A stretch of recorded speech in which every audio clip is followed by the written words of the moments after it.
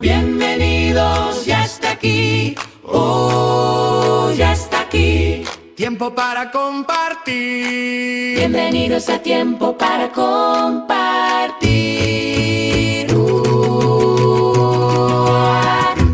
Hoy, desde el espacio Tiempo para Compartir, de RTV.0 y en colaboración con la agrupación Estudios Pictóricos y Sociales Francisco de Goya, del Ateneo de Madrid, asistimos a la Chala, Historia de la Pintura Realista. Presenta Carmen Martínez Coello. Intervienen Eduardo Montagut y Maite Pedraza. Muy buenas tardes. Comenzamos esta última clase del curso, de este ciclo de pintura que nos ha llevado a recorrer todos los movimientos europeos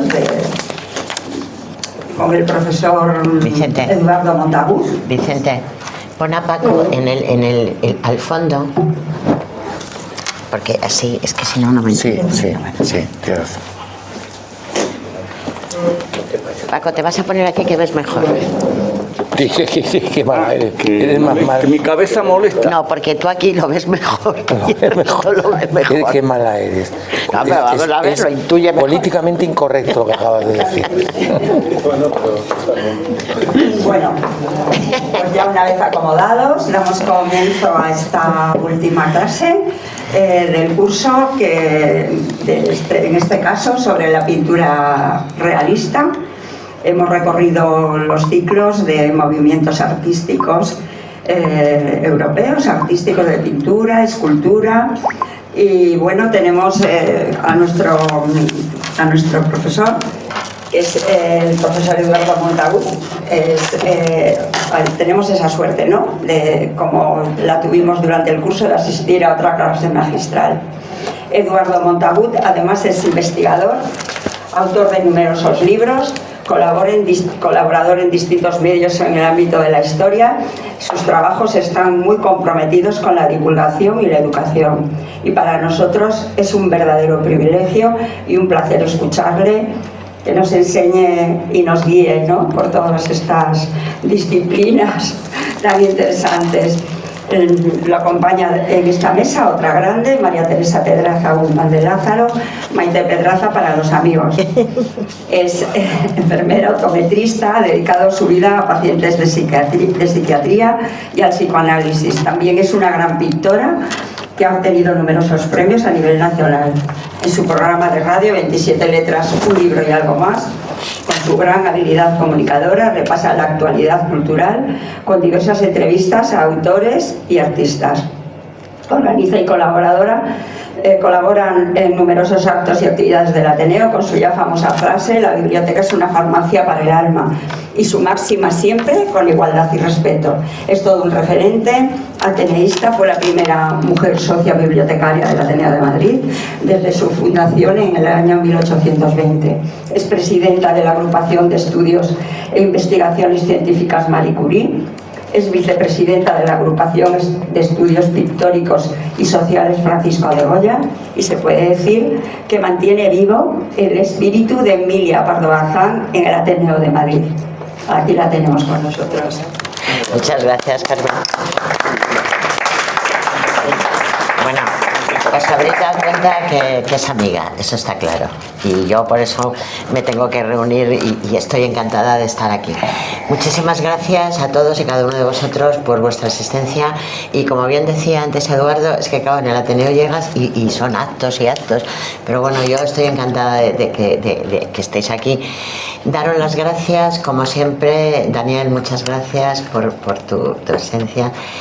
Y daros las gracias a todos, y bueno, mis alumnos de Pérez Galdós, de embajadores. Yo siempre lo dije la otra vez y lo vuelvo a repetir, hoy se lo estaba diciendo precisamente a Daniel.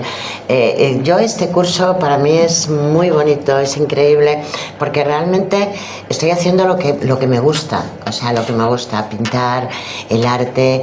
He tenido la suerte de conoceros a todos vosotros, que sois para mí encantadores, y cuando dicen que qué agradecimiento yo tengo para vosotros. Dicho esto, dar las gracias también a Carmen Martínez Coello. Ella siempre, bueno, dice que nosotros, que somos fenomenales, pero ella es una mujer que verdaderamente se ha hecho a sí misma, es una mujer que merece la pena conocerla. También enfermera de profesión, cursó estudios de antropología y un buen día dijo que se iba a poner a escribir, y lo haces muy bien, Carmen, que lo sepas, lo haces muy bien. Como Goya, sigo aprendiendo. Exactamente. Este año yo estoy hoy encantada porque, además de estar entre amigos, Eduardo Montagut, ¿qué quieres que te diga? Todo lo que puedo decir de él es una auténtica maravilla, pero encima es que en este fin de semana lo mismo Carmen que Eduardo han estado firmando los libros en la Feria del Libro, y eso para mí es increíble, porque me parece que escribir un libro debe ser tan difícil, pero para mí es un honor. Bueno, dicho esto, yo voy a empezar, ya que este final, como si dijéramos, de curso, aunque no es el final, pero bueno, Eduardo nos va a hablar de la pintura realista y os digo que es una maravilla. Yo os he preparado muy poquito a nivel de escultura realista, pero he mezclado todo. O sea, igual os pongo una escultura que es de Grecia, como de la diosa, pero lo que quiero que veáis, esto vosotros que me conocéis, mis alumnos, me gustaría que luego vosotros lo vais viendo ahora y luego después en una clase vamos analizando cada una de las esculturas, porque verdaderamente, si ya es difícil escribir, si ya es difícil pintar, imaginaos en aquella época con un pincel y un martillito, tiqui tiqui, cómo podían esculpir. Pero es que además le imprimían vida. Yo cuando estaba esta tarde dando una vuelta ahí para ver cómo las que traía, por ejemplo, a mí Miguel Ángel, claro, Miguel Ángel es increíble, ¿no? Pero hay una anécdota incluso que luego lo vais a ver, cuando Miguel Ángel termina el Moisés, que es increíble, luego vais a ver, pero ya os digo, todo esto lo voy a hacer muy rápido. Veis las venas, los músculos y sobre todo veis esa cara con esos rasgos que parece que es que te dice todo. Bueno, pues cuenta la historia que cuando termina Miguel Ángel le dio un golpazo en la rodilla que aún se ve y le dijo: ¿por qué no me hablas? Porque verdaderamente es para hablarle, o sea, y cuando veamos, pues como nosotros hemos visto montones de veces en las clases, hemos hablado de la piedad, bueno, pues todo eso. Vamos muy rápido, me pongo la gafa y vamos a ir muy rápido, y es un poquito bueno, digamos que un paseíto por las esculturas. Aquí tenéis a la Victoria Alada de Samotracia. Esta no tiene un autor, o sea, más bien dicen que es anónima, no se sabe muy bien, pero si nos detenemos, que no nos vamos a detener ahora por la falta de tiempo, es increíble cómo se puede imprimir esa. Eros y Psique, este lo hizo Antonio Cánovas. Ya sabéis que cuenta la mitología que, bueno, pues Eros, estaba ahí en el trance del sueño de la muerte y llega Cupido, le da el beso, ya sabéis, se despierta. Debe ser que en aquella época un cariño te despertaba. Pero esta escultura a mí bueno, es que la ves y dices: Dios mío, qué maravilla. El éxtasis de Santa Teresa de Lorenzo Bernini. Claro, hablar de Lorenzo Bernini es como hablar, bueno, pues de una persona que fantástica, maravillosa, cómo puede imprimir esto. En el éxtasis de Santa Teresa consigue plasmar en los rasgos de Santa Teresa. Dicen que, bueno, el ángel viene y ya sabes que le apuñala el corazón a Santa Teresa, y en ese momento ella tiene el éxtasis. Verdaderamente es increíble cómo puede una mujer, puede una escultura darte tanta belleza. Esta es la cara de Santa Teresa en el éxtasis. Ay, gracias, Vicente, muchas gracias. ¿Cómo es posible dar esa belleza? Y sobre todo, es que te está dando el sentimiento, o sea, el mármol te está transmitiendo. Fijaos en el angelito, o sea, bueno, el angelito, el Cupido, imaginaos cómo está. En el Rapto de Proserpina de Lorenzo Bernini, a mí es que esta estatua yo me pasé mucho tiempo mirándola en Roma, porque verdaderamente, si os dais y la habéis visto, es como que cómo se puede coger del muslo a ella y se ve perfectamente cómo mete los dedos. Ya sabéis que cuenta la historia de que él, bueno, pues es el dios del inframundo, ella es la hija de la diosa, y bueno, pues el otro se enamora, dice tú para mí, y la diosa dice que no, y llega a un acuerdo con el dios. Porque claro, si se la raptan a la madre, pues la madre lo que hace es que arrasa con toda la tierra y no crece, vamos, ni una amapola. Entonces, cuando hace un pacto con el dios del inframundo, le dice que bueno, pues que 6 meses con él, 6 meses con ella, y claro, lógicamente cuando está con Eros es el invierno, y cuando se viene con la madre es la primavera. Bueno, esto es algo que, bueno, es de la mitología, pero sobre todo es la imagen, que es increíble. El despertar del amanecer de Ben Víctor, bueno, pues igual, es la belleza, la elegancia increíble. La desesperación de Jones, pero es como ha podido también dar ese sentimiento de desesperación, como yo digo, Carmen, los síndromes de las desencanto, desilusión, desamor. Fijaos cómo se puede esculpir el gladiador moribundo de Pierre Cuvier, pues igual, qué expresión tiene de abatimiento, sobre todo, fijaos un poco en los hombros, como bueno, pues es moribundo. Bueno, esto es igual, el rastro de Proserpina. Fijaos la Virgen del Velo, cómo se puede hacer un velo encima, es algo increíble, y estamos viendo las facciones de la Virgen. El pensador de Rodin, voy muy rápido, pero es que mejor que luego la pintura. Realmente el pensador en principio se llamó el poeta, es digamos, un homenaje, una oda a Dante cuando escribió la Divina Comedia. Este es el Buda de Kamakura, que bueno, pues igual es enorme, maravilloso, y bueno, pues el beso de Rodin a mí es una de las esculturas que más me gustan. También cuenta un poco la historia de que bueno, pues aquí sobre todo dicen que las manos lo hizo Camila Claudel, que ya sabéis que Camila era su pupila, y bueno, pues pero fijaos cómo increíble. No podía dejar de poneros a Nefertiti, maravilloso, un busto increíble, donde en algún momento he leído que Nefertiti era una mujer que jamás se quejó de nada, nunca. Ella asumía lo bueno, lo malo que le pasaba, pero cuentan que jamás se quejó. Esta escultura la hizo Tutmosis.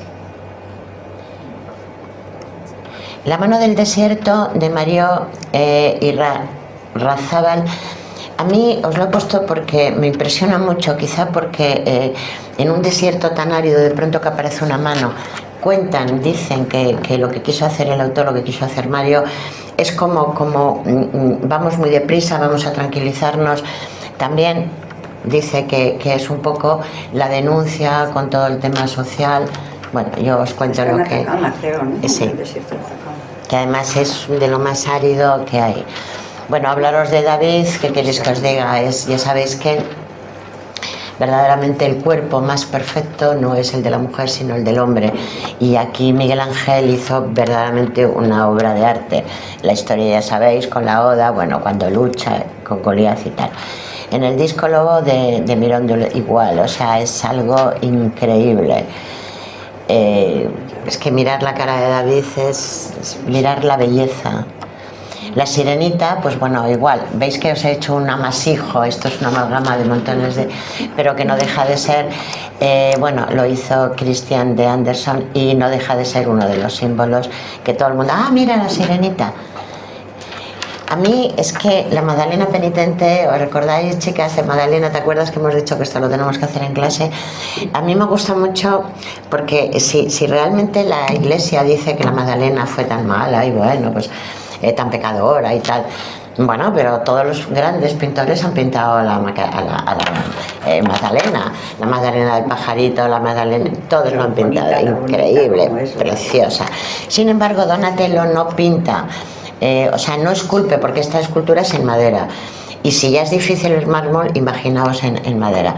Sin embargo, Donatello, que es uno de los pilares, los padres del Renacimiento, no solamente, no la esculpe guapa, atractiva, no, dicen que Magdalena, cuando muere Cristo, dice que bueno, toda su vida hará penitencia por sus pecados. Bueno, no sé hasta qué punto, pero bueno, ya sí lo decide. Y si os dais cuenta, ya es en la última época de su vida, debe tener hasta problemas de salud, pero siempre tiene esa actitud penitente de estar rezando.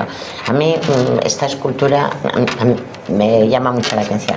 Bueno, ¿quién no va a poner el Mene? El Mene no lo va a poner, el de Bruselas. Además es increíble. Además es quizá esta escultura no solamente es lo que representa y tal, sino es la ternura que emana de... Sí, lo viste, que lo viste, tiene trajes y todo. Sí, claro que lo viste. Y es que es una cara de dulce, lo veas como lo veas, es la dulzura. El Moisés, que era lo que os he contado al principio, dicen que en esta rodillita, en esta de aquí, es donde cuando Miguel Ángel empezó a mirarlo, fue cuando le dio el golpe y dijo: ¿por qué no me hablas? Es increíble si veis las venas, los músculos, o sea, sobre todo la cara. En la Venus de Milo, de Alejandro de Antioquía, pues igual, es la belleza increíble. La gran esfinge de Guiza, bueno, es que es impresionante, lo vemos y es increíble. El Cristo Redentor, pues bueno, pues lo mismo, o sea, en Brasil fijaros, no os he puesto quién lo había diseñado, porque por lo visto eran tres, uno lo esculpió, otro hizo el tema, o sea que lo han hecho varios. Otra vez el Moisés, viéndolo desde otro ángulo.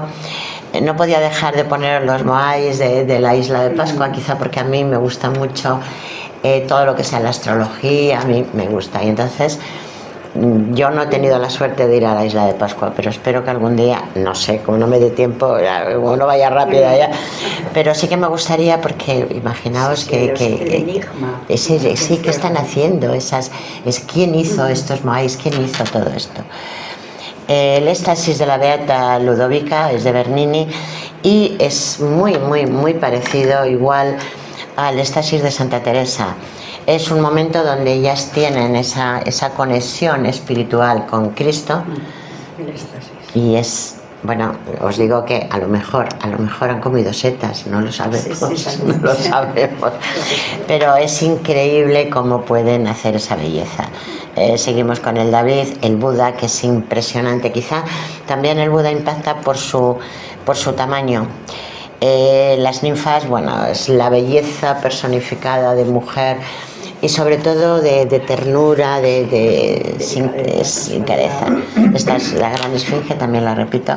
La estatua de la libertad, que yo hace poco, ¿os acordáis cuando hablábamos en la clase de el halo, no, el símbolo más antiguo de la cristiandad? Bueno, pues yo no sabía, y luego leyéndolo, que aquí en Madrid tenemos dos representaciones de la Estatua de la Libertad. Una la tenemos en frente de los dominicos, donde el pabellón de hombres ilustres, y otra en una fuente que hay en el Paseo del Prado. Bueno, pues igual hay una representación, tenemos dos.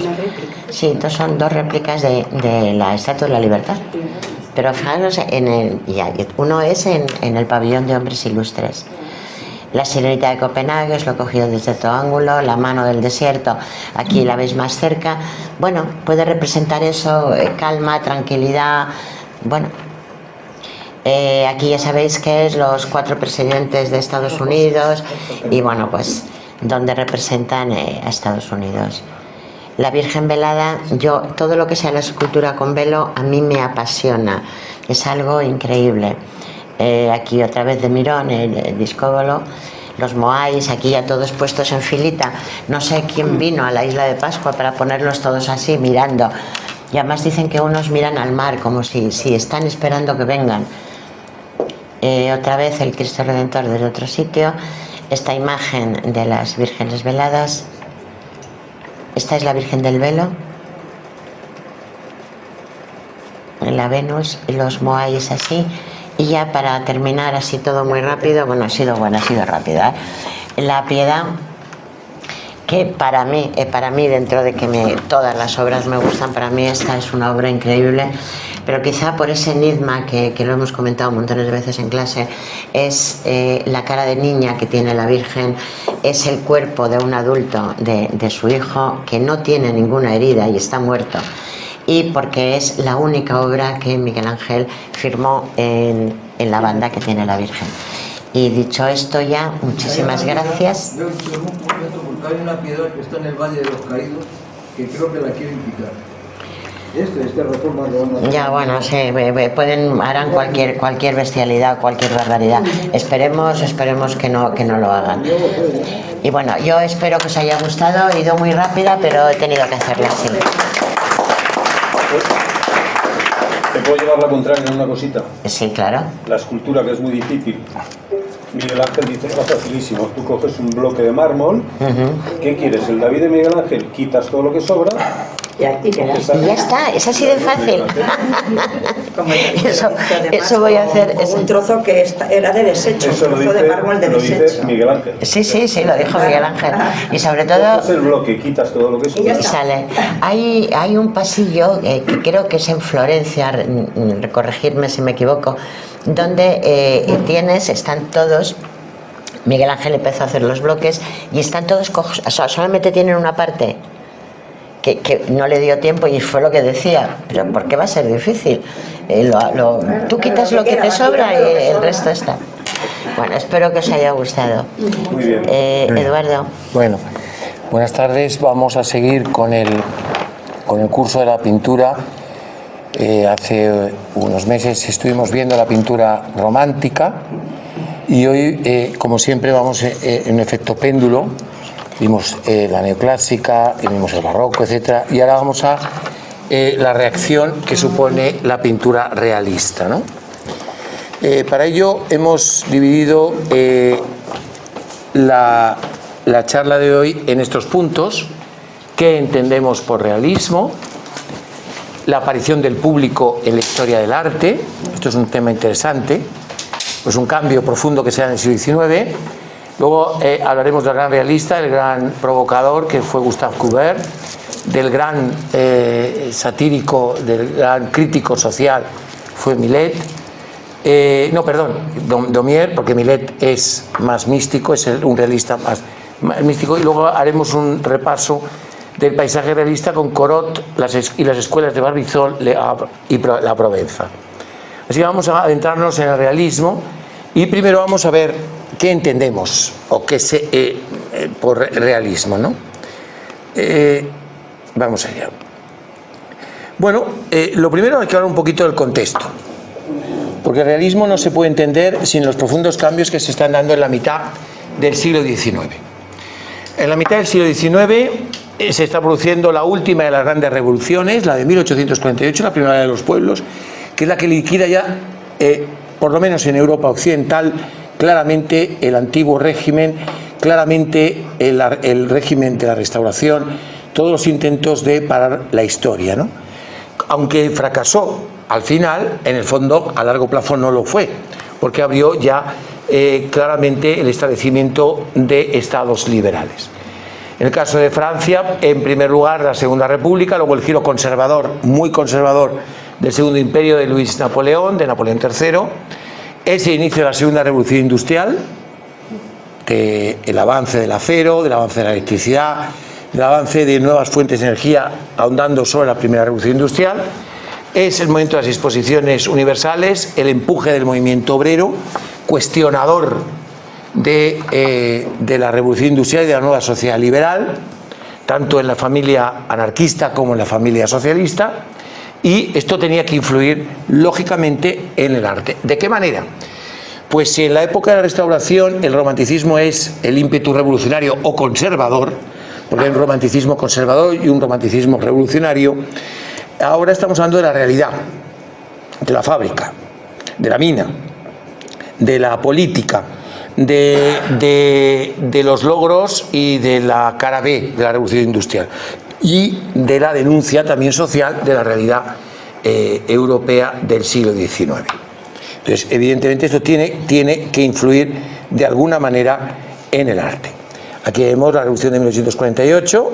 En febrero se abre una puerta a la Segunda República que acaba con la monarquía de Luis Felipe de Orleans, y después en junio las jornadas que van a ser, harán años a finales de este mes, y luego ya el giro conservador que va a dar la política en Francia. La Segunda Revolución Industrial, aquí vemos unos altos hornos. Si la primera revolución industrial se basa en el carbón, se basa en la máquina de vapor, en la industria textil, la segunda revolución industrial es la revolución siderúrgica del acero y la electricidad, los motores de explosión, el petróleo, etc. Aquí tenemos un ejemplo de la Exposición Universal de París de 1855. La burguesía europea quiere demostrar las maravillas del sistema, y entonces son la época de las exposiciones universales que se van a dar con importancia hasta finales de siglo. Recordar el Crystal Palace en Londres, todo este tipo de historias, o las de Francia, que son importantes, bueno, y la de Barcelona de 1889, precisamente en la única zona de España donde se hace revolución industrial y se hace un desarrollo bastante parecido al que ocurre en el resto de Europa. Bien, además tenemos el movimiento obrero. Estas son las cuestiones. Vamos a ver, en principio ya vamos a entrar en el arte. En este contexto, la década de los años 40, surge un grupo de artistas que se van a denominar realistas. En la exposición esta universal que hemos citado de 1855, Courbet construye un pabellón propio para exhibir sus obras, con un cartel a la entrada que rezaba el realismo. Vamos a verlo. Perdón. Esto, el realismo, Courbet. Entonces vamos a hablar de realidades, no de ensoñaciones, de amores románticos, de paisajes panteístas donde se ve la acción de Dios, de historias medievales, de ensoñaciones, del hipernacionalismo, sino de la realidad. Y la realidad es dura, porque la realidad está hecha evidentemente en las fábricas, en los talleres, en el campo, ¿no? Por lo tanto, son unos artistas muy comprometidos. Algunos, sobre todo Daumier y Courbet, profundamente comprometidos desde una perspectiva de izquierda, y Millet quizá más de una perspectiva muy crítica con la realidad, pero más vinculada al mundo rural. Vamos a seguir. El realismo va contra el romanticismo. Si os acordáis, siempre que estamos estudiando el arte que surge en un momento siempre se hace como reacción a lo anterior y se da un sentido peyorativo. Recordad que hablábamos del sentido peyorativo del barroco, del sentido peyorativo de conceptos, estoy hablando del rococó, del neoclasicismo, también ahora del romanticismo. El romanticismo es un exceso. Es un exceso porque se va de la realidad. Era demasiado subjetivo. Fijaos que en 1848 se publica, hemos hablado del movimiento obrero, el Manifiesto Comunista. El Manifiesto Comunista habla, de una forma resumida, porque luego evidentemente eso se desarrollará fundamentalmente en el Capital, de la idea de que hay que conocer la realidad para transformarla. Por eso hay una crítica al socialismo utópico, hay una crítica al romanticismo, a la filosofía. La filosofía está muy bien porque entiende el mundo, pero no lo sirve para transformar. Es curioso, si os dais cuenta, cómo la historia y el arte van intrínsecamente unidos. Si alguien está en Alemania diciendo, o en Londres más bien, porque en Alemania no lo puede decir, que hay que conocer la realidad para transformarla, porque es injusta, no para construir mundos utópicos que son en el fondo muy románticos, pues, las utopías, los farasterios de Fourier, las Icarias de Cabet, no, hay que transformar el mundo. Pues esto evidentemente tiene mucho que ver también con el arte. Este es un arte que quiere reflejar qué existe de la realidad. Luego veremos cómo esto en el fondo se va a transformar a lo largo del siglo XIX finales, y el impresionismo dará una visión distinta del realismo. El impresionismo es realismo puro y duro. Lo que pasa que sin una connotación política, de compromiso político. El impresionismo es un ejercicio de realismo científico de alguna manera, pero realismo. No os confundáis. Es conocer la realidad, como luego el posimpresionismo también es muy realista. El cubismo es el ejercicio del realismo, porque quiere ver la realidad desde todas las facetas. Ya hablaremos eso en el otoño y en el invierno. Hay, por tanto, un exceso de imaginación. ¿Ves? Esto es importante. Bien, entonces, los realistas querían dejar constancia de la realidad que les tocó vivir con el día fundamental en su tarea de transformar la sociedad. El arte puede transformar la sociedad, no solo una huelga, no solo una manifestación, no solo un libro. Baudelaire demandó a los artistas que hablaran del heroísmo de la vida moderna. Los románticos hablan de héroes, de los Napoleones o de los héroes que independizan Grecia, y entonces de la Croix nos pone aquellos que mueren contra los turcos, los héroes románticos, las revoluciones, los que mueren por amor. Evidentemente todo eso es un heroísmo que es criticado por estos hombres de ahora. El heroísmo es el del albañil, el del agricultor, el del obrero, el de la obrera, el de la lavandera, el de la prostituta, porque luego habrá el ejercicio naturalista. Pensar también un poquito en la literatura, ¿no? En los cambios que se van a la literatura. Hay que hablar de toda la realidad. El naturalismo, como ocurrirá en la literatura, le gusta más lo duro. El realismo lo toca todo, pero lo que está claro es que es un ejercicio distinto. Bien. Y vamos a hablar de esto porque esto es un tema muy interesante. A mí esto me gusta mucho porque el siglo XIX es el siglo en el que aparece el público. El público de las obras de teatro, el público dice, pero es que no había público antes. No, en el arte no había público. El arte estaba vinculado a unos mecenas, fueran de la alta burguesía holandesa, la Iglesia Católica o las monarquías o el Estado. Esos eran los que encargaban el arte. No había un mercado de arte. Es decir, yo quiero que me pintes un circo de San Francisco. Yo quiero que me pintes como rey absoluto en el Palacio de Versalles. Yo quiero que me pinte marinas y paisajes para mi casa en Ámsterdam. Pero eso no es un público. No hay una galería de arte. No hay un mercado del arte. Yo pago o no pago, soy tacaño o no tacaño. Recordar cómo el Greco luchaba contra las órdenes religiosas en Toledo para que le pagaran, porque le rebañaban ellas todo lo que podían, y él era muy consciente de que su trabajo era muy fuerte. Bien, o Velázquez trabajaba, cobraba un dinero y le pagaba el rey Felipe IV, o Rubens le pagaba, Tiziano, etc. No hay un mercado. Aparece un público. Y esto genera problemas.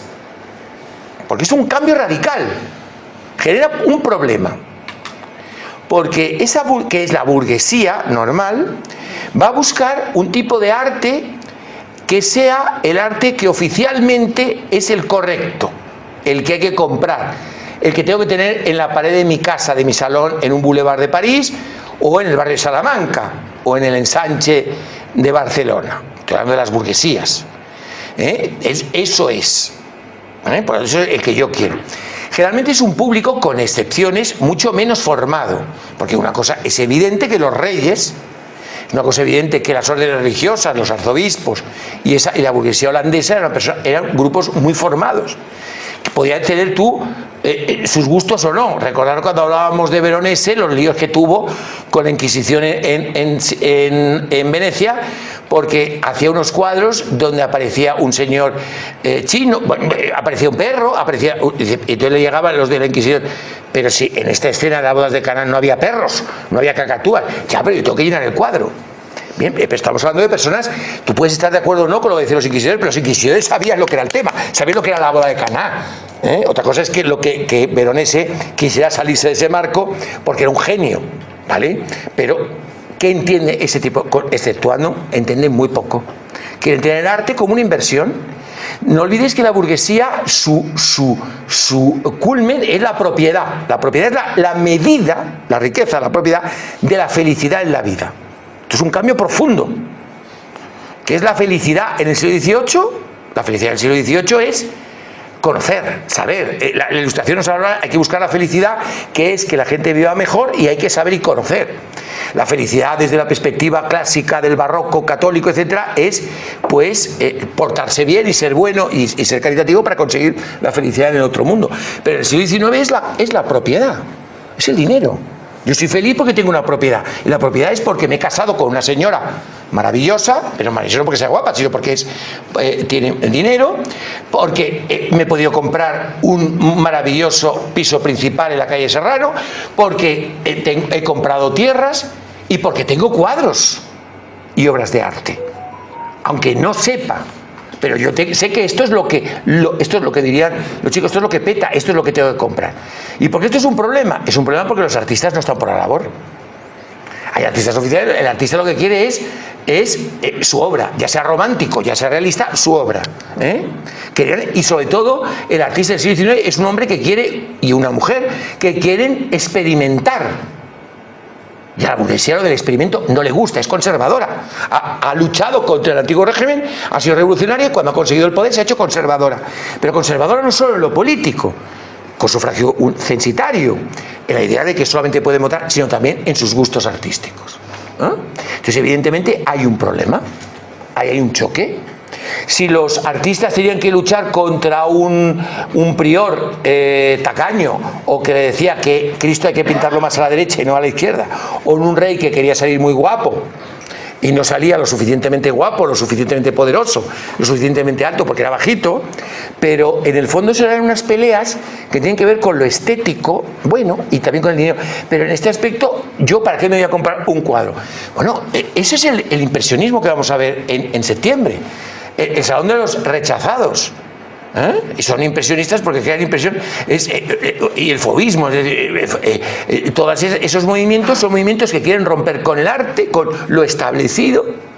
Y como quieren romper con lo establecido, no le gusta a esa burguesía. Claro que siempre habrá burgueses con gusto exquisito y por encima del nivel cultural de la burguesía, que generalmente no es muy alto. No es muy alto porque no quiere, no es muy alto en el pueblo porque no puede. ¿Por qué? Porque siempre, claro, evidentemente hay personas con un gusto exquisito que son los que nos han conseguido llevar. Bueno, vamos a pensar, por ejemplo, en el hermano de Van Gogh. El hermano de Van Gogh es un señor situado en el mundo del arte, pero un hombre de una sabiduría artística enorme, ¿no? Aparte del inmenso cariño que tenía por su desgraciado hermano. Pero esto es importante, entonces se crea un conflicto. El artista se convierte en un bohemio, el que vive en la buhardilla. La buhardilla es el peor sitio donde se puede no vivir. Te asas en verano y te mueres de frío en invierno. Hoy en día la buhardilla es, fijaos cómo cambian las cosas, la buhardilla es lo más sofisticado que uno puede tener. Yo siempre he pensado, y esto es como los que vienen muchos a estas conferencias saben que de vez en cuando cuento un chascarrillo, en realidad lo bueno no es vivir en un adosado ni en un chalet, lo bueno es vivir en un ático, fíjense, esos áticos maravillosos. Bueno, pero bueno, sí se puede. Como sabemos que no podemos casi ninguno, pues lo imaginamos. Pero entonces nace la bohemia. El artista es un hombre y que está contra ese sistema, porque él ha experimentado, y entonces, ¿por qué tengo yo que comprar un cuadro? Y aquí es donde surge ese conflicto que se va generando después, a finales del siglo XIX y en el siglo XX, entre que el artista se va separando un poco de esa sociedad que puede pagar, con excepciones, lógicamente. Hay grandes mecenas que no. Y entonces esto va a crear un problema.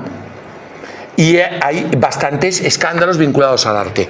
Porque cuando Courbet, veamos un cuadro de Courbet donde se ve el sexo de una señora en primera plana, eso evidentemente la sociedad pacata de la burguesía francesa. Bueno, y si hablamos ya de la sociedad victoriana, que es la hipocresía moral elevada a la enésima potencia, en Francia por lo menos siempre han sabido vivir y nadar y guardar la ropa, pero eso es impensable.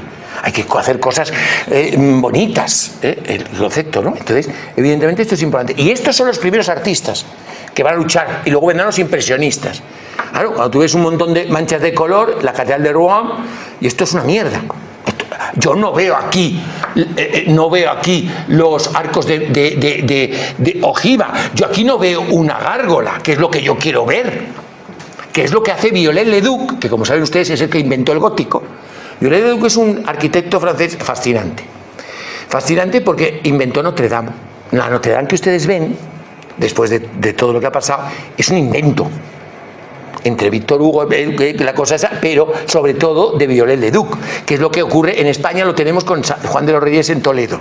Son unos góticos que, bueno, vale, son unos góticos inventados. O la famosa portada de la Catedral de Barcelona, que tiene el gótico catalán lo que yo, cuidador de bonsáis. El gótico catalán no tiene nada que ver con el gótico francés. Si habéis entrado en la catedral gótica de Santa Eulalia, que es la única catedral que tiene un estanque con patos y cisnes, esto es fascinante, y cuarto de baño dentro del claustro, ¿veis? En Cataluña lo sofisticado y lo útil, lo práctico. O entráis en Santa María del Mar, que es el gótico de verdad, hecho por un Montagut, por cierto. El gótico de verdad es un gótico mediterráneo de poca vidriera y de mucho muro. Un gótico que recuerda un poco el italiano, aunque el italiano usa más los mármoles. No es el gótico francés que tenemos en León, que es la catedral gótica, más por antonomasia de nuestro país, la mejor catedral seguramente, ya sé, cada uno en su pueblo es la mejor, pero es la de León. Y entonces la burguesía catalana inventa el barrio gótico e inventa la portada. ¿Y por qué? Porque utiliza el arte en un beneficio propio de exaltación nacional. La burguesía catalana, de exaltación nacionalista. ¿Cuál es la época en la que Barcelona y Cataluña eran potentes? La Edad Media, por tanto, inventaba. ¿Os dais cuenta? Francia, Notre Dame. Bueno, hay muchas cosas de la catedral de Notre Dame que no son del siglo XIX. Es que hay que tener cuidado con estas cosas. Y en el caso español, no catalán, San Juan de los Reyes. ¿Por qué? Porque ¿cuál es la época en teoría gloriosa de España? La de los Reyes Católicos, San Juan de los Reyes. Esto es un tema muy interesante, la utilización del arte por parte el arte lo utilizan todos los estados, todas las formaciones políticas, democráticas y autoritarias. Cada una a su manera lo hace, y esto es muy interesante, es un tema muy interesante. Bueno, por tanto, tenemos problemas, muchos escándalos. Vamos a seguir. Y vamos a empezar con Courbet. Bueno, es un arte comprometido, es republicano, es anarquista, es socialista, es bohemio, es el inventor de la bohemia, es un pintor sobresaliente que aprendió utilizando su propio método, que es copiar. Copiaba a los maestros, pero no iba a una academia a aprender. No quería seguir esas reglas, pero él sabía que tenía que aprender del pasado. Un buen revolucionario en arte, vamos a dejarlo en eso, un buen revolucionario es el que conoce el pasado y el presente. No es un chichivainas que se puede asaltar, que eso no queda en la historia.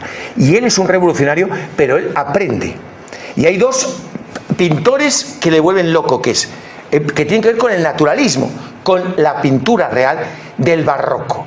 Y entonces se va a Caravaggio, no podía hacer de otra manera, a Caravaggio, que como sabéis pintaba la gente del pueblo, pensaba esa gente, y Velázquez.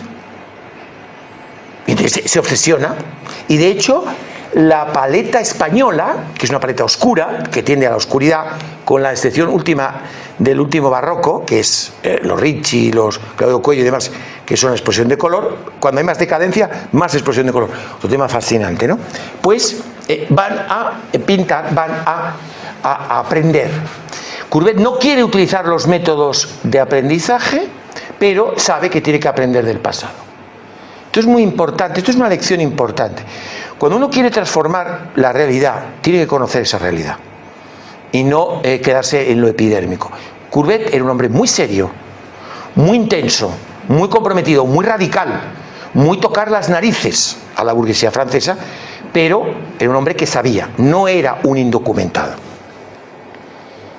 Irrumpió en el mundo artístico en el Salón de París de 1850 con el entierro de Ornans, que lo vamos a ver, los campesinos de Flayet y los picapedreros.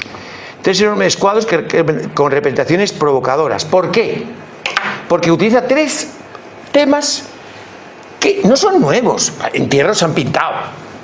Goya ha pintado entierros. Se pintan entierros, pero a la bestia.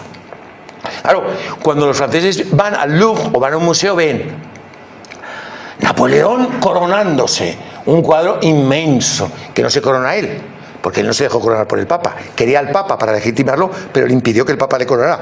Pero él se coronara a Josefina. Claro, pero es Napoleón cruzando los Alpes. Un entierro de un pueblo, de gente de clase media y clase baja, enterrando. Unos campesinos que vuelven de una feria al pueblo, y vienen un poco piripis. Y unos peones camineros. Claro, eso es escandaloso. No estamos hablando del sexo, no estamos hablando de un desnudo. Pero ¿cómo se atreve este tío a un cuadro de 5 metros a unos señores que son peones camineros?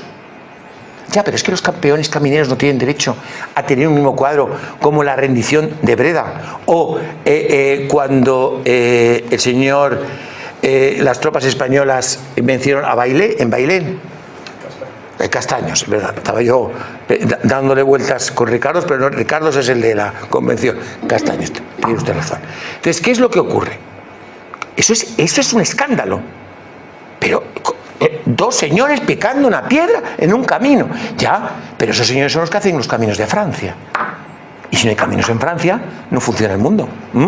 Estaba evidentemente poniendo al mismo nivel a Napoleón, a Luis XIV, etc. Y esto es muy revolucionario. Fijaos, los campesinos, estos vienen, esto no tiene nada de heroico, estos vienen de una feria, no vienen de vender, estos vienen aquí, van cargados, van en el perro, o el cerdo, o el cerdito.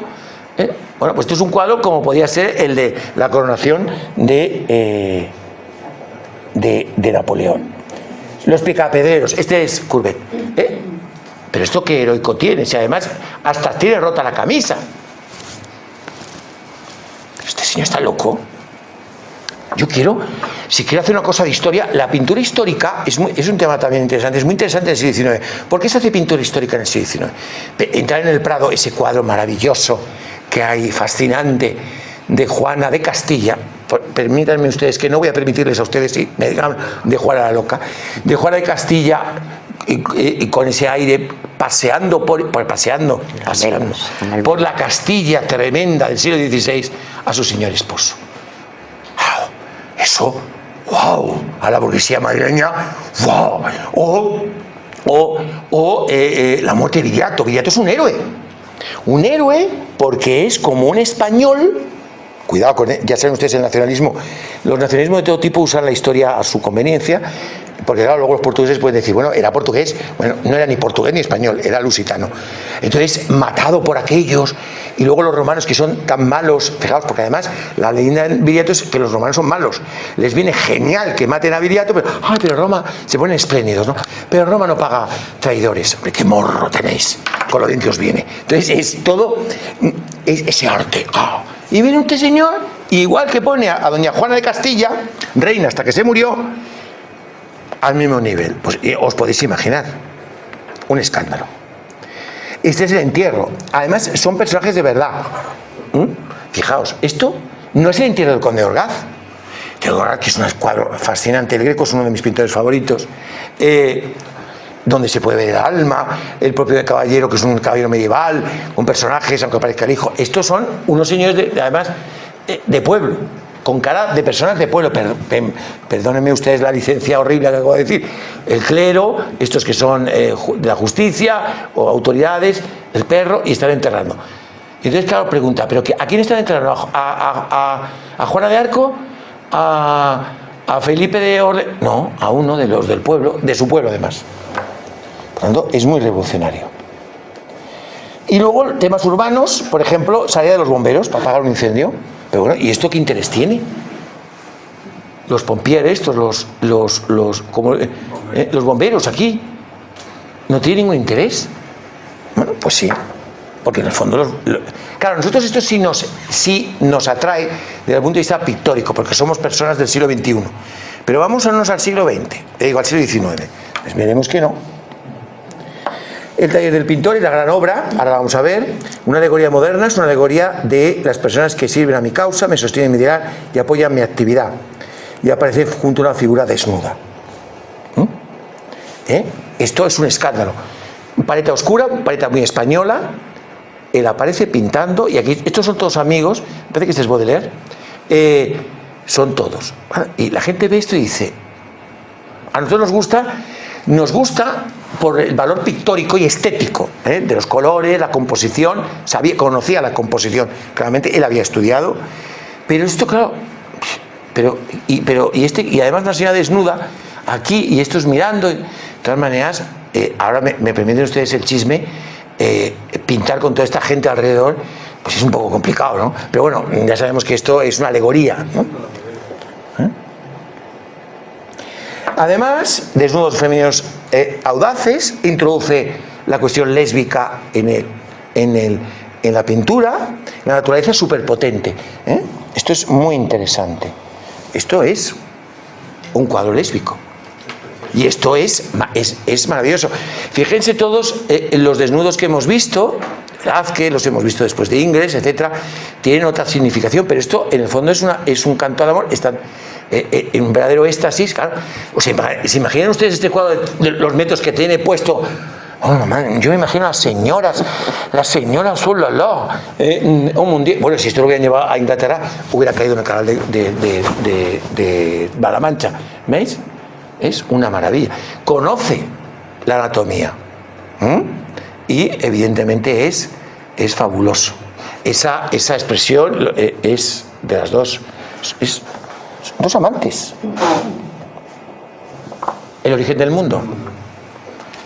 Yo me puedo imaginar esto en un salón de alguna de esas manzanas del barón Haussmann ya hechas, y pues esto, claro, pues la policía, hasta la Guardia Civil desde España hubiera venido a detenerle. Es decir, claro, porque además, claro, si pinta eso es porque ahora está con una señora en un sitio pintando. Madre mía.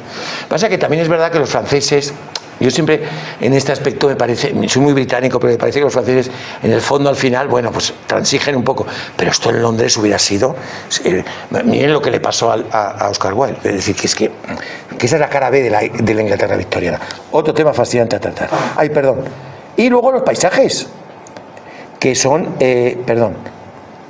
aquí es que lo he puesto, busco lugares poco conocidos, recónditos, esto de escribir deprisa al final me pone bien. El invierno, este es maravilloso, pero claro, ¿esto qué interés tiene? Un señor ahí en mitad del campo pasando. Vamos con esto. Millet es el de los campesinos. Él era de origen campesino, pero él no quiere hacer un campesino romántico, ese campesino feliz del Beatus Ille, de vivir en el campo, sino un campesino que sufre. No esconde la dureza. La dureza de, bueno, no tengo que explicarle a muchas personas que están aquí, que muchas vendrán del mundo rural, cómo el trabajo termina deformando. Yo recuerdo a algún bisabuelo, alguna bisabuela, ¿no? No son campesinos bucólicos ni felices, sino por algo con ninguna connotación folclórica. Pero aún así, muy místico. Es complicado, por eso Millet es un genio. Ese es Millet, viene el seno, y le permitió normandos, se identifica, es decir, hay un ejercicio empático por parte de Millet, es decir, que aunque es realista, aunque refleja el horror que es ese trabajo, porque yo siempre he pensado que el trabajo campesino es el trabajo más duro que existe junto con el de la mina, porque además es súper ingrato. Una granizada, una sequía y toda la porra. A fin de cuentas, el que trabaja en la fábrica, además, como está junto, monta una huelga y le arranca y si no se carga la fábrica. Así que, en el fondo, es más duro, ¿no? Pero fijaos que, aparte de ser realista, hay un misticismo, algunas veces hasta religioso, un misticismo, un simbolismo, como una exaltación del campesino. Es muy curioso que esto ocurra en Francia. Francia es un país muy especial dentro del conjunto de los países occidentales. ¿Por qué digo esto?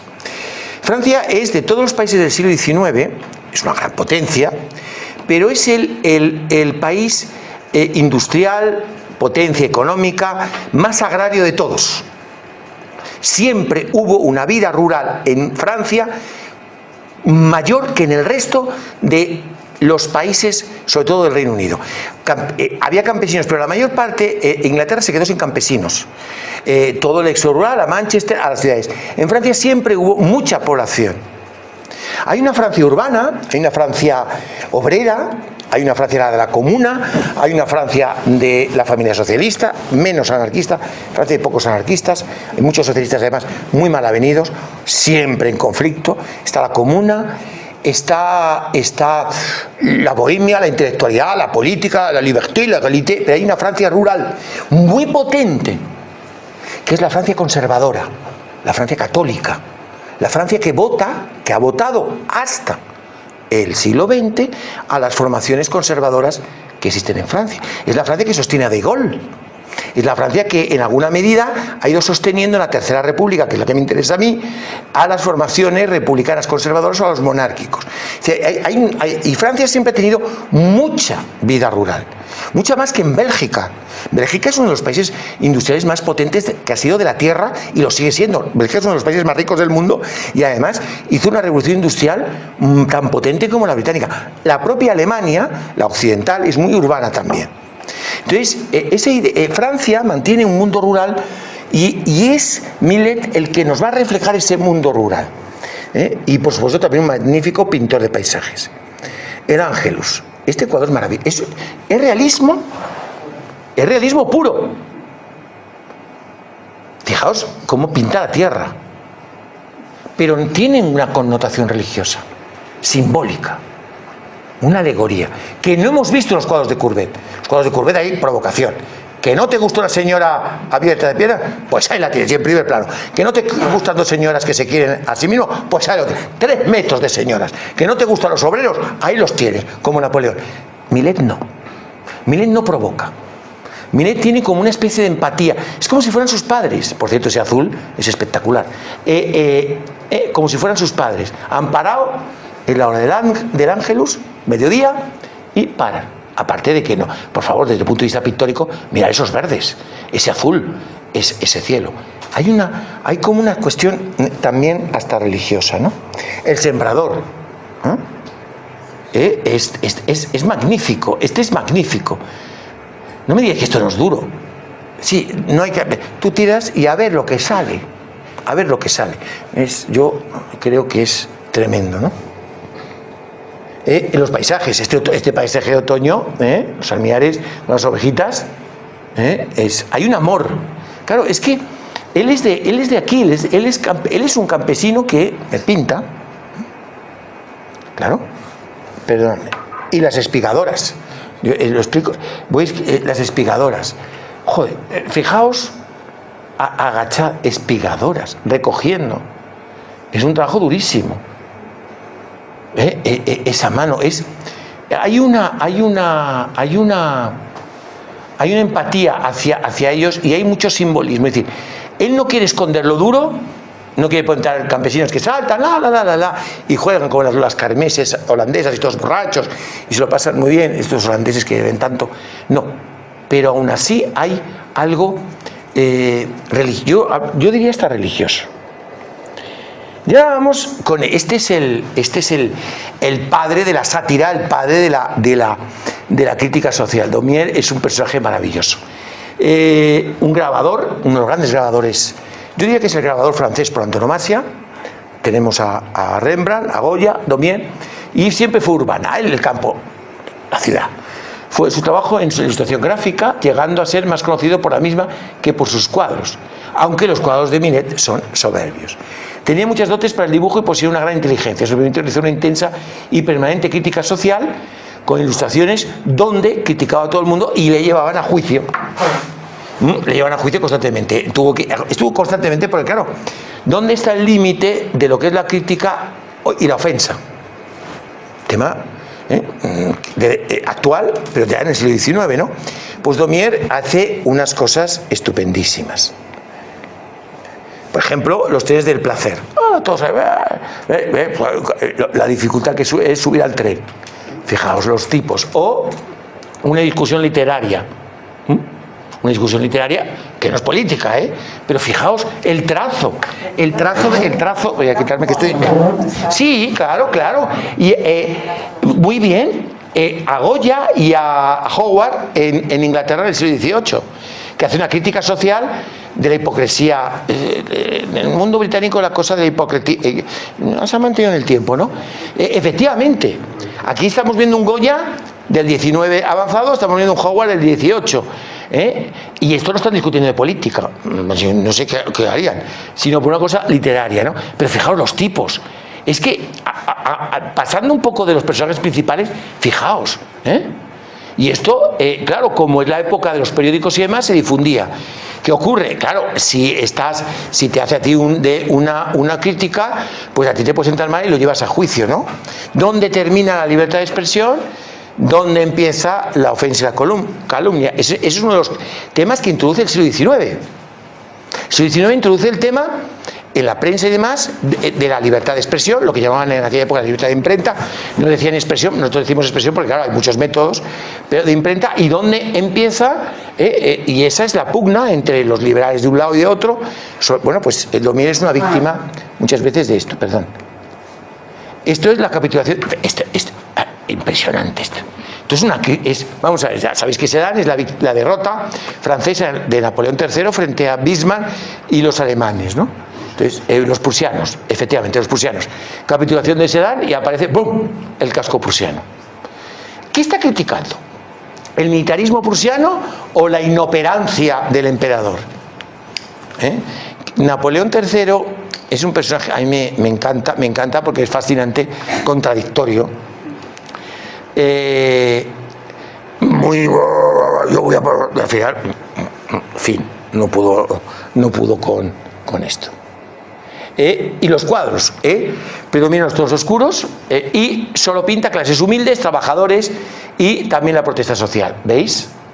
Esto es súper moderno. Esto no es una mujer de condición humilde con su hijo. Aquí tenemos otro. Perdón, más caricaturas. Esto lo pasa, las caricaturas. Porque esto me encanta. Luis Felipe de Orleans en 1830, cuando ha hecho la revolución. El peinado, Y en 1833, Luis Napoleón. Y estas caricaturas, era maravilloso, Es una pera, ¿no? Entonces, de determinadas maneras, seguro que son personajes de la época que no. La tercera clase, fijaos, van al campo, vienen del campo a la ciudad dando el pecho, sea mayor, el niño durmiendo. Muy interesante, a mí este cuadro me gusta muchísimo. Paleta oscura, la tercera clase, sin gritar, sin ningún problema, es la realidad. La lavandera famosa, ¿veis? Todo paleta oscura. Viene del río, la niña lleva la paleta, la niña tenía que estar en el cole.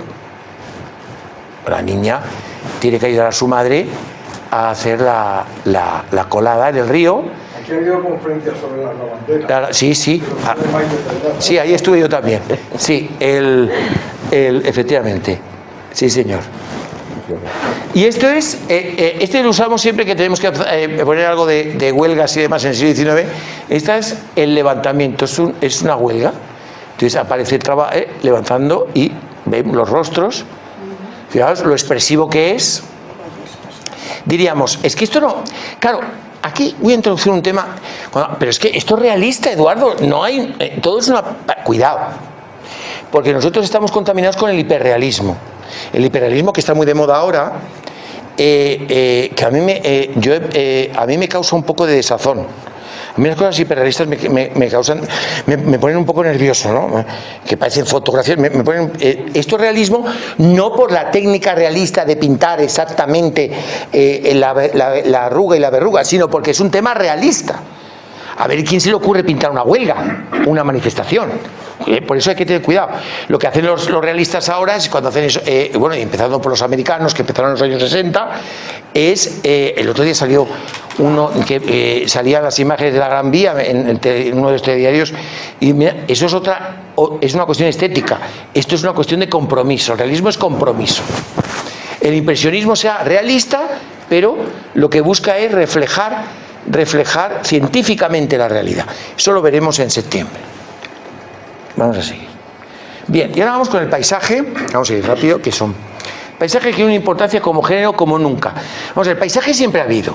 Ha habido un paisaje barroco, francés, Claudio de Lorena, Poisson, y el paisaje holandés, porque a los holandeses les gustaba mucho que en sus casas hubiera paisaje urbano, paisaje de campo y marinas. Cuadros pequeñitos para la casa. Pero el paisaje, quitando lo de Poisson, que hace ese paisaje un poco bucólico de la Arcadia, et in Arcadia ego, o el de Claudio de Lorena, que hacía como churros y los vendía, son alegóricos, etcétera, ¿no? y esto evoluciona, ¿vale? Son los románticos los primeros que dicen que el paisaje es fundamental. Lo vimos ya. Vamos a repasar. Uno de los mejores ejercicios que se hace en arte, que es lo que yo hago en la clase de Historia del Arte. Yo soy realmente historiador. Maite, cuando les cuento esas cosas, Maite miente mucho. Porque dice estas cosas de que yo no sé mucho arte, pero ella miente. Pero bueno, es una mentira, no es piadosa, no sé qué será, pero bueno. Miento para convencerle. Entonces, pero sí es verdad que yo disfruto de las clases de arte más que las de historia. Porque el arte me sirve para hacer ejercicios comparativos. Esto para mí es muy importante. El método comparativo ayuda mucho a entender las cosas. El romántico quiere un paisaje que refleje mis sentimientos o los de Dios, los de una naturaleza, el Dios que sea. Friedrich, ¿vale? Este es el paisaje que refleja mis sentimientos. Es un paisaje más o menos realista o no realista, pero tiene que reflejar un simbolismo, unos sentimientos. Esto es no. Aquí no hay connotación espiritual o divina, sino que hay que pintar lo que se ve. Es lo que se ve, y dejándonos de estas cosas. Vamos a verlo.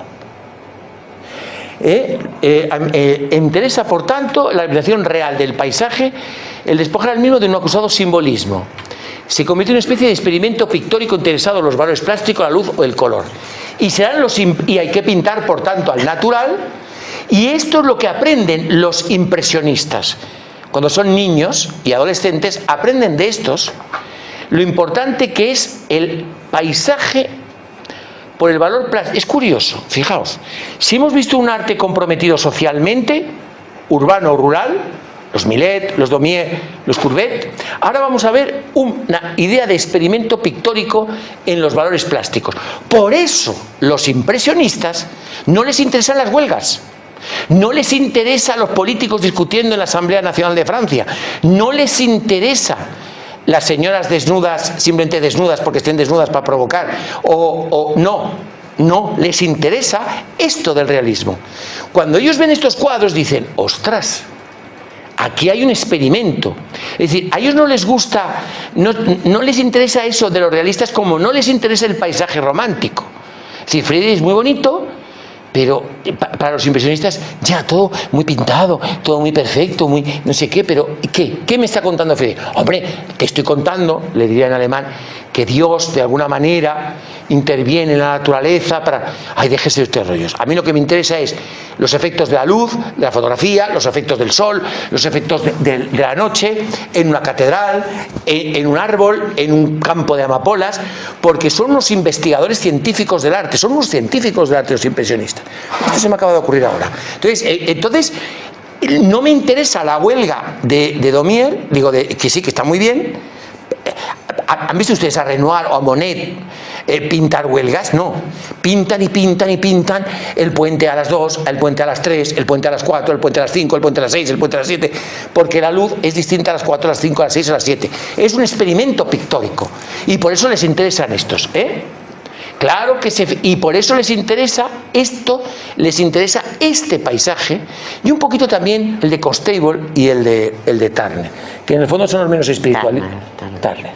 Bien, bueno, Corot, vamos con él, unos grandes paisajistas de la historia, una gran personalidad, tuvo la suerte de vivir muchos años, que en el fondo es lo mejor que uno puede tener, no el dinero sino tiempo, en buena salud, y experimentar en distintos movimientos. Él experimenta y es el puente entre el paisaje anterior y los cambios finales, ¿vale? Vamos allá. Fijaos, esto no es impresionismo, señores y señoras, pero ya huele, ¿vale? Y va tomando apuntes de la natural, capta la luz. Esto es maravilloso, este cuadro, Pero esto ya, fijaos, la señora con el... aquí ya huele a impresionismo. Cuando un impresionista ve esto dice, ¡ostras! Cuando esto lo puede ver un Renoir. Entonces dice, ¡ostras! Y esto, evidentemente, hay que pintar de natural. Y además hay que recoger la pintura y irte a tu casa. Bueno, que en el fondo es lo que luego, salvando las distancias, porque el realismo es lo que Antonio López hizo con la Gran Vía. O con lo que hace que él pinta, porque la luz no es igual. O los experimentos, ¿no? Es muy interesante. tiene formación clásica, se va a Italia, esto ya es el último que va a Italia. Italia pierde una importancia artística muy grande. Fijaos qué bonitos los jardines Farnese, la luz, la luz italiana, maravillosa. El puente de Mantes de Corot, ¿veis? Figura, esto a un impresionista le encanta. Montefontaine de Corot, este es uno que se usa mucho. Esto es un experimento, es pintar. Esto no se había hecho antes. El estanque de Ville-d'Arnoux, ¿veis? ¿Veis? La paleta, el agua, cómo refleja las cosas, las vacas, las pobres allí, la señora, no se la ve la cara, Corot, los árboles, la paleta, cómo se va. Fijaos las flores, parece que están plim, plim, plim, plim. Y las edificaciones del fondo a la izquierda, los árboles, el agua. Bueno, vamos con la escuela. Hay un grupo que se va a la escuela de Fontainebleau. Fontainebleau está muy cerquita. Cuando vayan a París, vayan a ver Versalles, sí, pero vayan a ver el castillo de Fontainebleau, por Dios, que es una maravilla. Siempre Versalles. Estamos un poquito hartos ya de Luis XIV y de María Antonieta. Un grupo de pintores, yo los Borbones. Bueno, los grupos de pintores se instalaron en el bosque de Fontainebleau, no muy lejos de París. En esa región hay un pequeño pueblo llamado Barbizon. El bosque había sido real y dedicado, por tanto, a la caza. Esto sí es importante, Esto es una gran contribución que hacen los Austrias y los Borbones, en España y los Borbones. Los bosques reales, que solo disfrutaba el rey, y por tanto, desde nuestra perspectiva es una cosa horrorosa, pero tiene una parte positiva. Como ven, la vida es muy curiosa, porque al estar protegidos por el rey, no se talaban árboles, no se hacían merendolas, no se tiraban plásticos, no se llevaba la música, no se estropeaban. Esos bosques se han conservado gracias al interés de los reyes. Es verdad que para su uso exclusivo. Ya saben ustedes que todos esos bosques, en el caso español, tienen dos momentos. Dos momentos en los que pasan al pueblo español, que es en tiempos finales del tiempo de Isabel II, con todo un debate que hay de eso, y luego en la Segunda República. Es importante que ese bosque era casi salvaje a 10 minutos de París. Hoy en día sería en un Uber 10 minutos. Y decidieron vivir y pintar en medio de la naturaleza. Esto es radical. Este es el bosque de verdad, como está ahora. ¿Vale? Es una foto. Y bueno, pues ahí están Charles Reunier, Constant Troyon, el de origen español Narcís Díaz de la Peña, Josep Dupré, etc. Bueno, voy a ir, aunque hay sol. Estos pintores huían de la formación clasicista, pero también de la lectura romántica de la naturaleza. Es decir, ellos iban a pintar a la naturaleza, pero no a pintar cosas así, aprovechar las lecciones de Courbet, la relación con la naturaleza, pero fueron al extremo de sumergirse en la naturaleza. Había que pintar al natural. Y esto hoy es una virtud. Quizá ahora ya no se pinta natural, ahora pintamos otra vez pintan en los talleres. Bueno, el arte es un ir y venir, ¿no? Vale. Este es el bosque de Fontainebleau, ¿veis? Una maravilla. Este es Díaz de la Peña, de Fontainebleau. Fijaos cómo en los robles, no sé si son robles o hayas, no lo sé muy bien, da la luz. Yo no sé cómo hablar en francés. Díaz de la Peña, una cosa difícil de decir. Porque es que este es un atardecer, un amanecer, las vacas, qué pictóricas son las tías, Es decir, sobre todo cuando son de varios colores. No me había fijado en eso. Y le quedaba el mar, o más bien las costas. Entonces vino otra escuela. Surgió un dúo de pintores a los que les unió su interés por este tema y por buscar parajes que eran sus únicas coincidencias, porque cada uno pintaba como le daba la gana. Y entonces hablamos de la escuela de Le Havre, que como saben, al Canal de la Mancha, es un puerto normando, y fueron Baudin y el holandés John Bartol Jockey, que tienen en común esto y punto. Por lo tanto, hablamos de escuela con comillitas. Vamos a ver. Bueno, esto es Le Havre en el siglo XIX. Bueno, muy francés. Y Baudin es un personaje maravilloso. ¿Por qué es maravilloso? Porque conecta con nuestra estética. Como somos una civilización playera, Por cierto, hoy ha habido una noticia maravillosa en el telediario que han dicho que los hoteles, se lo digo ya, los hoteles españoles han bajado hasta un montón de porcentaje, porque claro, se habían puesto por las nubes, así que ya podemos los españoles ir a un hotel, no solo los americanos, los alemanes y los ingleses. Bueno, pues esto, aprovechamos. No, es que se han dado cuenta, es que han bajado, decían que por ejemplo en Mojácar podían haber bajado hasta... Oye, es que una habitación de hotel no bajaba de 100 y pico. Bueno, ¿ve? Yo sirvo para todo. Entonces, él le interesan tres cosas: arena, mar y playa, y los bañistas. El siglo XIX descubre el mar, descubre que hay que bañarse. Que hay que bañarse en el mar es muy importante, y a medida os dais cuenta que nosotros, y entonces es el momento en el que empieza a acabarse ya la idea de que hay que estar blanco, que está bien estar moreno. Evidentemente las señoras y los señores que se bañaban en el siglo XIX y hasta los años 30 iban hipertapados para coger cualquier cosa, pero es un avance. El mar es importante, porque además desde el punto de vista médico se descubre que el mar, el yodo, todo ese tipo de cosas, el mar es muy importante. Y los sanatorios muchas veces psiquiátricos tienen que ver con el mar, así como la tuberculosis, lo bueno es ir a la montaña, al mar, ¿no? Entonces, bueno, pues es el descubrimiento del mar. No me digáis, esto ya es presimpresionismo, esto es precioso. Arena, mar y los veraneantes. Por cierto, veraneantes nunca te miran. Esto me encanta. A mí este cuadro me parece... A mí me encantan estos cuadros de la playa. Me encantan los cuadros de playa. Fijaos, los niños... La playa de Trouville, que es donde él pinta, las casetas estas maravillosas. Yo soy un fanático defensor de este tipo de cosas y no de ir... a pesar de ser una persona muy liberal, soy en el fondo una persona muy antigua en esta cuestión. No me gusta que la gente vaya, y ya se lo están prohibiendo en muchos sitios, que la gente vaya en bañador por la calle, aunque sea un sitio playero. No. A mí me gustaban estas casetas donde te pones, ¿verdad? Maite, te vistes, sales, vas, y luego en el hotel te vas a la pisci, te arreglas con ropa ligera y bajas a comer. Una cosa como lo de la muerte en Venecia. Exacto. Y yo como ahora que todo... los chiringuitos, no. Yo recuerdo que de pequeños teníamos que cambiarnos el bañador, nos poníamos otro bañador y comíamos en el chiringuito y nos poníamos una camisa. Ningún hombre de mi familia ha comido nunca sin camisa en un chiringuito. Yo soy un hombre antiguo en eso. Es que yo no comería, ¿no? ¿Ve? Qué bonito yo no es, comería con un señor sin camisa. No me digáis...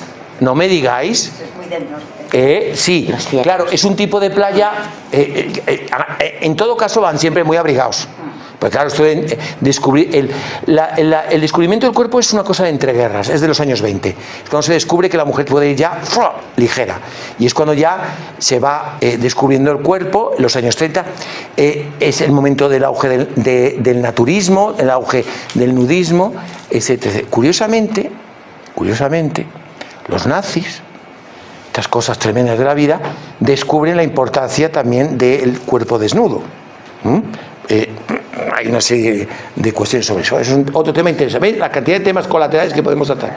Bueno, y luego este es un holandés, un poco raro, es más sombrío y sigue la tradición paisajista. Esto es un autorretrato, ¿veis? Es una acuarela.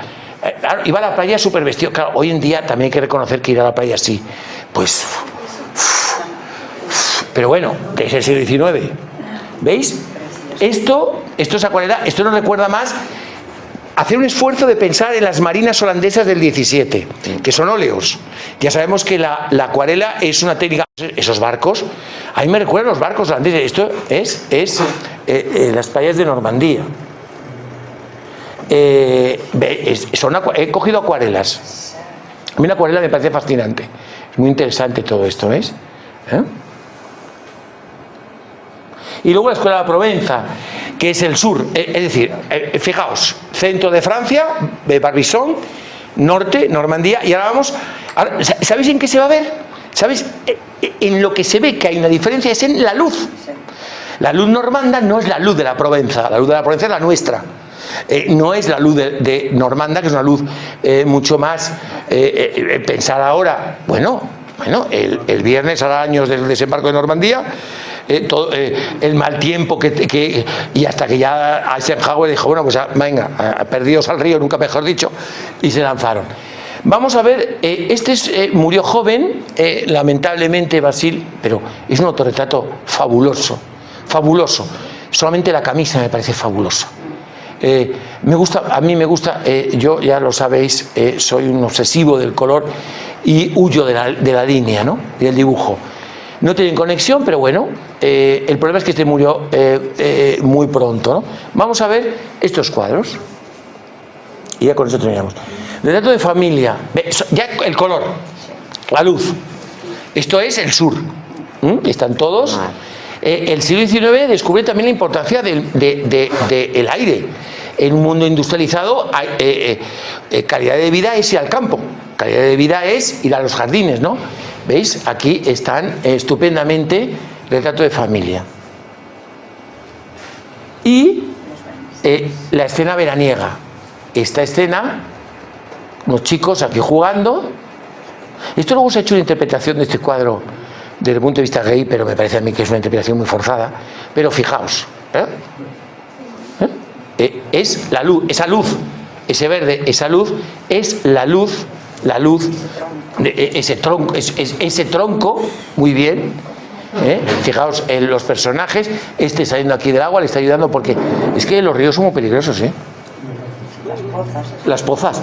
Este paisaje cerca de Lez, ese verde, ¿veis? No tiene que ver con la playa de Trouville, con la playa normanda, y no tiene que ver con Fontainebleau en la isla de Francia, al lado de París. Esto nos recuerda más a nuestros paisajes. Este es el otro. Yo le reivindico porque a mí esto me parece maravilloso, esta lavandera. Fijaos con el cacharro, que no es vamos a llamarlo barreño, pero bueno, con los trapos y las cosas, está muy bien este pintor está muy bien. Y a mí me gusta mucho de la Provenza, sí, claro. Están prefigurando cosas, claro, es que yo siempre lo insisto, nadie hace nada, a menos que sea una persona que no tenga ninguna importancia histórica ni pictórica, si no hay unos antecedentes. Lo importante es interpretar, cambiar, pero tú te basas en las cosas, y en todo es así, evidentemente, y el arte es así.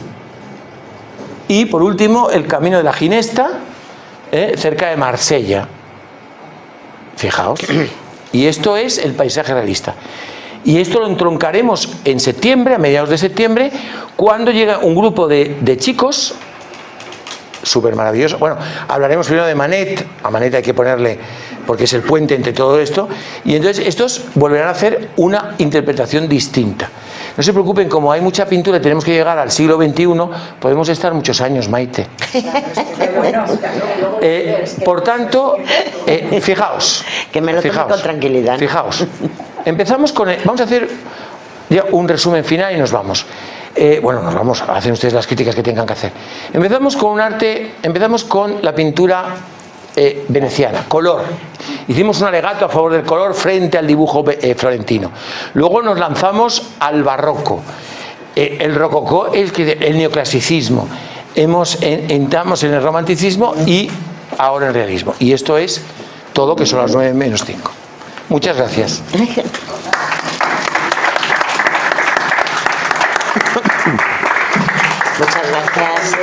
Muchas gracias, Eduardo, como siempre, fantástico, maravilloso. Dicho esto, muchísimas gracias, Bernabé. Muchas gracias por venir. Muchísimas gracias por la amabilidad que tenéis de habernos grabado la conferencia. Puntuales. Y tenemos otras antes de llegar a septiembre, pero el 15 de septiembre los impresionistas. Ya está apuntado. Y el 16 de este mes tenemos una presentación de un poemario maravilloso de Antonio Pera. Sí, efectivamente. Que no descansamos, que en Madrid, como decía hoy el alcalde, no tenemos playa, pero tenemos unos veranos de la villa maravillosos. Muchas gracias a todos. Bienvenidos, ya está aquí. Oh, ya está aquí. tiempo para compartir. Bienvenidos a Tiempo para Compartir.